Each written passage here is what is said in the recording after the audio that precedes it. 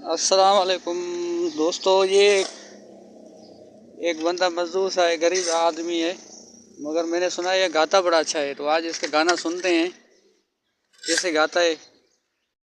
वालेकुम भाई, क्या हाल है? वालेकुम सलाम। खैर ठीक ठाक। आपका क्या नाम है? मेरा नाम नसीम कश्मीरी। कश्मीरी हो? जी कश्मीरी। वाह भाई वाह। अच्छा, मैंने सुना है आप गाते बड़ा अच्छे हो। और कभी कभार गा लेता हूँ। अच्छा, तो गाना हमें भी सुनाओ यार। गाना सुनाए। हाँ।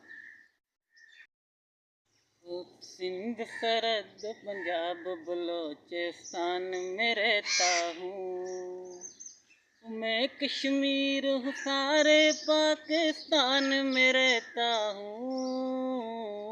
सिंध सरहद पंजाब बलोचिस्तान में रहता हूँ, मैं कश्मीर हूँ सारे पाकिस्तान में रहता हूँ।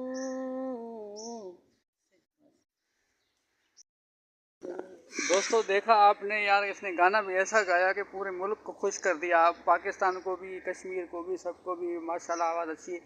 एक और भी गाना हम आपको इसका सुनवाएंगे बाद में। पता नहीं क्या मिले, लाइक मिले।